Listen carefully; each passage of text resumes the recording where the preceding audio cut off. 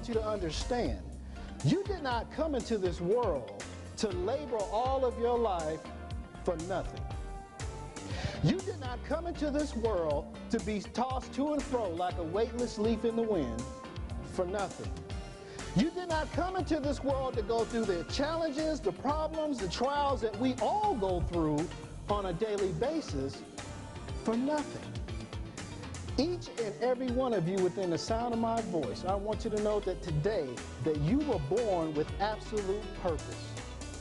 Birthed in you at the time of your conception was every tool, talent, and gift that you needed to live a life of significance. You came into this world to make an absolute difference in this world because what you do is significant. DeWayne Owens, Career Enhancement Specialist, entrepreneur, best-selling author, trainer, consultant, and one of America's top motivational speakers.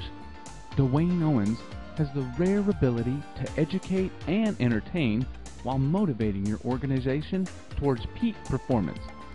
Because his mission is to specialize in your organization's success, DeWayne Owens will give your audience the tools to successfully grow professionally and personally. Just seeing DeWayne Owens' presentation, I'd just like to make a few comments, and those are, he's fantastic. I've had the opportunity to see many motivational speakers and speakers who tend to give out inspirational messages, and DeWayne's one of the best. Congratulations to you, Wayne. Any of y'all have one of those mothers or grandmothers that used to make apple pies and cakes and stuff like that from scratch? Y'all remember that? I mean, you had one of those mothers that she'd get, you know, the apples and the natural ingredients, and she'd put it in the oven, and it'd take about 45 minutes for that baby to cook, and about 30 minutes into the process, the smell is just permeating the whole house, and you're just licking your chops because you know you got something good coming. Y'all got grandmothers like that? See, that's the kind of legacy that our mothers and grandmothers leave behind. What legacy are we going to leave behind? But I tell you what, when it comes to putting an apple pie in the microwave, nobody can do it like my mom. I'll tell you what, when it comes to ordering out, boy, my mom can get on that phone and hit those numbers real quick. I mean, is that the legacy that we're going to leave behind for our children? What is your legacy going to be? Point number one, first it starts with your attitude. Say attitude. Okay, you have to have a good, healthy fighting spirit. Why is that?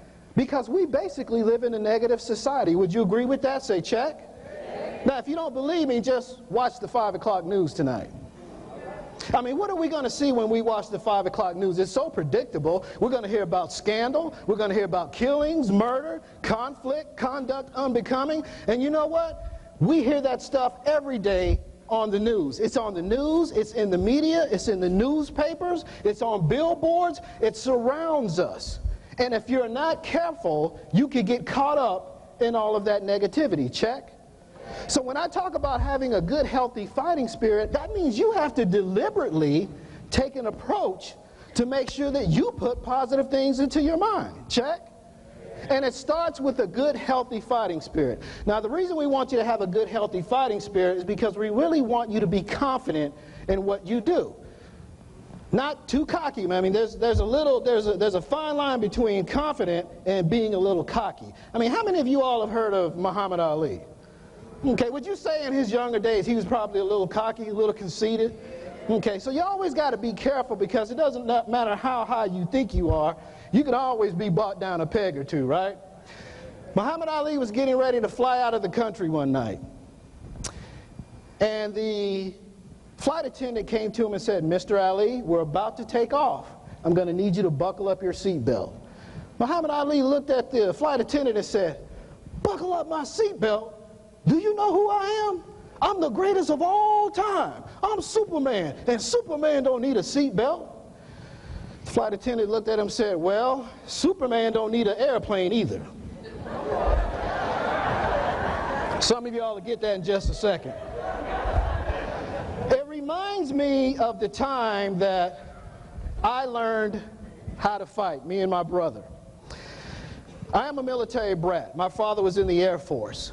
And when he was a young man married to my mother, when I was about 3 years old and my brother was about 1 year old, my father had one of those assignments that took him overseas to Asia. It was one of those assignments where he couldn't bring his family along with him. So when he went over there, my mother decided to move us to her hometown, the great city of Ellaville, Georgia. Anybody here ever heard of Ellaville, Georgia? Not nary a hand goes up, okay? Ellaville, Georgia is way, way, way, way back in the country where the red dirt flows, okay? Matter of fact, it was so isolated out there that my brother and myself, we grew up for the next 2 years without any peers, just adults. Now, when my father returned after 2 years, I was now 5 years old and my brother was 3. And he had an assignment to move to Virginia. So he packed up the family, we moved to Virginia.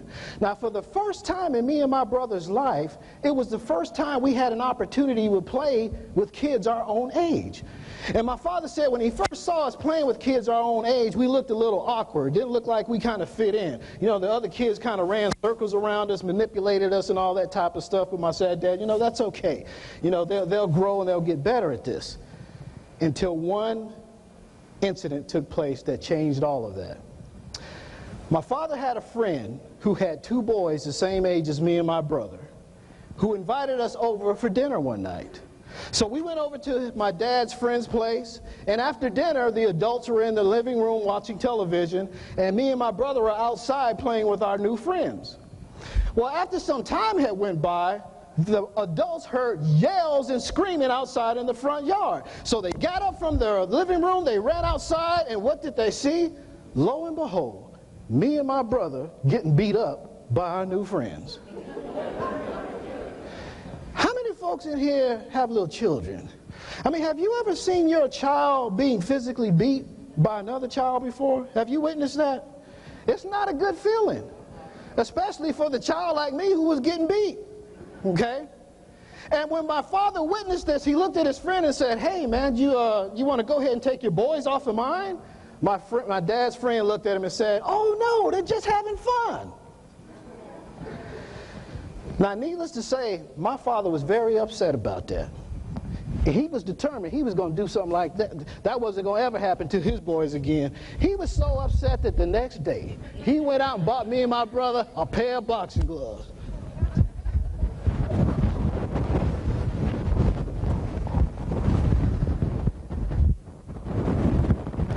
Okay, he was going to teach us how to fight. So for the next 2 weeks, he took us under a grueling boxing training regimen. I mean, my dad had us getting up at 4:30 in the morning, 5 years old and 3 years old. But he was determined he was going to teach us. And let me tell you something, he was serious. Those training sessions were hard. I mean, I'm talking about grunting and groaning, pain beyond whatever you can ever imagine, screaming and yelling. And that's what we went through just to get up at 4:30 in the morning. But my dad taught us skills. You know, he taught us how to jab, right? He taught us how to do uppercuts and hooks and how to duck and dodge and how to block punches. I mean, we were so excited about what we were learning, we didn't even mind getting up at 4:30 in the morning. As a matter of fact, we were so excited, we couldn't wait to show our new friends the skills we had just learned, right? So 2 weeks pass, and we get invited over again. So we go there, we have dinner. After dinner, the adults are in the front room watching TV. Us kids are outside playing. And all of a sudden, they hear screams and yells out in the front yard. So they jump up from the living room, they run outside, and what do they see? Lo and behold, the same scenario taking place. Except this time, I got my little friend in a headlock, and my brother's got his friend's face in the dirt. And my dad's friend is looking at him saying, hey, don't you want to go ahead and take your boys off mine? My dad said, oh no, they're just having fun. Now, some of you may think that is a story of revenge, but it's far from that. See, my father realized that if he did not teach his boys how to fight, that they were going to get beat up the rest of their lives. He didn't teach us how to fight so that we can go out and be bullies. He didn't teach us how to fight so that we can go out and start fights. But if a fight ever came along, he wanted us to have the confidence to know that we could take care of ourselves. And folks, whether you know it or not, today you are in a fight. And your fight is not to be fought with your fists. It's to be fought with your mind. Check? You are in a fight to make sure that you stay sane in an industry that can drive you insane. Check? You're in a position right now where you have to fight to make sure that your kids grow up in a decent environment in a world that's highly negative. Check? So you have to do everything you can to make sure that you can remain positive. Say positive. In a negative world. In conclusion, I want to leave you with this. The greatest thing about your purpose in life is the ultimate value that it brings to a community right here. In my pocket, I have a crisp, clean $100 bill. By show of hands, how many of you all would like to have this $100 bill? Okay, all the hands go up, Thomas. Now watch this.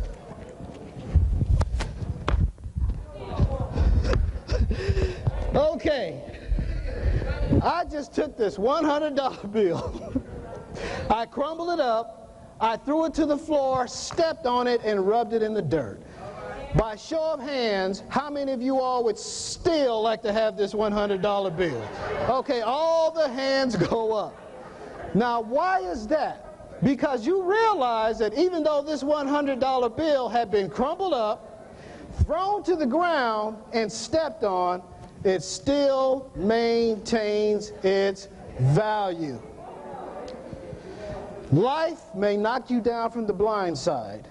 Life may put you on the ground, and life may step on you and rub you in the mud. But you know something, folks? You never lose your value. And just like this $100 bill still has purchasing power, your life still has purposeful power. And nothing or no one can ever take that away from you.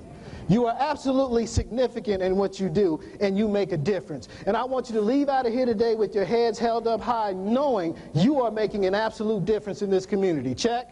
Yeah.